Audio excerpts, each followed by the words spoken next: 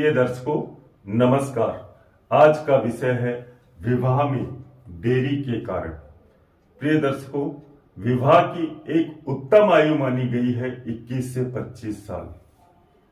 आज यह समस्या बड़ी गंभीर बनती जा रही है, विशेषकर उन माता पिताओं के लिए जिनके बच्चों की उम्र, विवाह की उम्र धीरे धीरे निकलती जा रही है और दूर दूर तक उनको अपने बच्चों का शादी विवाह का संजोग बनता हुआ नजर नहीं आ रहा है। ये उनके लिए बड़ी गंभीर समस्या बनती जा रही है। विवाह में देरी के कई बहाने हो सकते हैं, जैसे कभी माता पिता को अपने बच्चों के लिए जो जीवन साथी चाह रहे हैं वह उपयुक्त व मनचाहा नहीं मिलना। कई बार लड़के लड़की अपनी उच्च शिक्षा प्राप्ति व जीवन सेटल की बात को लेकर समय पे विवाह नहीं करवाना चाहते। कई बार देखा गया है कि लड़के लड़कियों के जो विचार हैं वो नहीं मेल खाने के कारण भी विवाह में देरी होती हुई देखी गई है। कई बार उचित देन लेन नहीं दे पाने के कारण भी विवाह में देरी होते हुए देखी है। कई बार बनते बनते बात बिगड़ जाती है।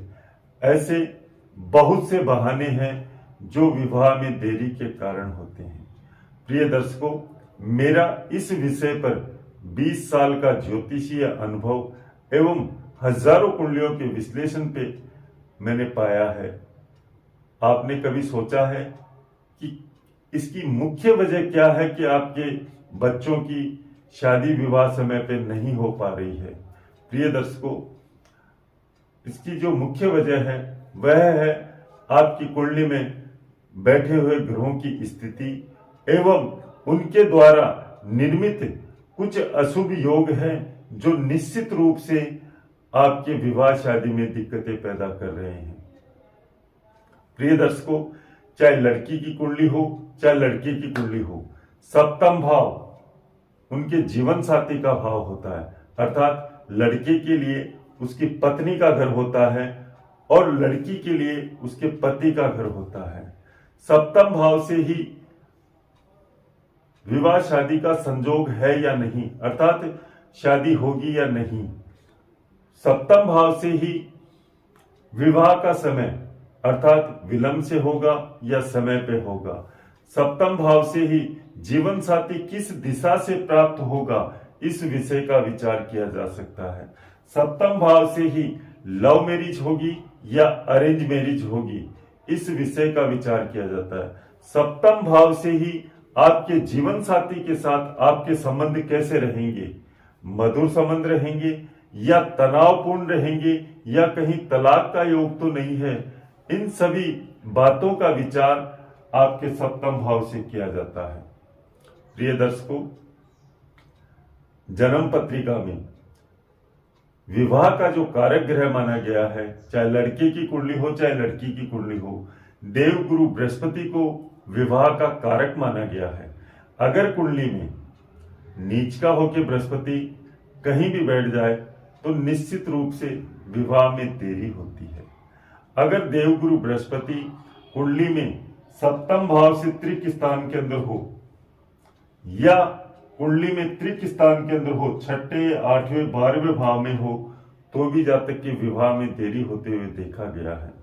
अगर देवगुरु बृहस्पति पाप ग्रहों के साथ बैठा हो तो भी निश्चित रूप से, जैसे सूर्य है, मंगल है, शनि या राहु के साथ बैठा हो, तो भी जातक के विवाह में देरी होते हुए देखी गई है। प्रिय दर्शकों, दूसरा जो सबसे बड़ा कारण माना गया है, सप्तम भाव का पाप पीड़ित होना। अर्थात सप्तम भाव पर अगर सूर्य, मंगल, शनि या राहु की शत्रु दृष्टि पड़ रही हो, निश्चित रूप से विवाह में देरी होगी ही होगी। या फिर सप्तम भाव में पाप ग्रह सूर्य, मंगल, शनि, राहु अपनी शत्रु राशि में बैठ जाए तो भी विवाह में देरी होते हुए देखा गया है। प्रिय दर्शकों, अगर सप्तम का स्वामी सप्तमेश त्रिक स्थान के अंदर हो, यानी कि छठा, 8वां, 12वां स्थान के अंदर हो, तो भी जातक के विवाह में देरी होती है। सप्तमेश अगर निर्बल हो नीच राशि, शत्रु राशि, अस्त या पाप पीड़ित हो तो भी जातक के विवाह में देरी का कारण बनता है। चौथा जो मुख्य रूप से कारण बनता है, कुंडली में मांगलिक दोष होना। अगर मंगल दोष है और सप्तम भाव पर पाप प्रभाव पड़ रहा है, निश्चित रूप से विवाह में देरी होगी। पांचवा जो कारण है वो है, अगर सप्तम भाव पर पाप कर्तरी योग लगा हुआ हो, अर्थात छठे और आठवें भाव में पाप ग्रह हो, जैसे मंगल हो, शनि या राहु हो, तो भी जातक के विवाह में देरी होती है। अगर लड़की की कुंडली हो तो देवगुरु बृहस्पति कारक होंगे, लड़के की कुंडली में शुक्र कारक होंगे। अगर शुक्र कुंडली में निर्बल हो, नीच राशिगत हो या अस्त हो या त्रिकस्त हो, तो निश्चित रूप से लड़के की विवाह में देरी होते हुए देखी गई है। प्रिय दर्शकों, ऐसे मुख्य रूप से तो यही वो कारण है जिनके कारण विवाह में देरी होते हैं, किंतु कई और भी कारण होते हैं जिनके कारण विवाह में देरी होती है।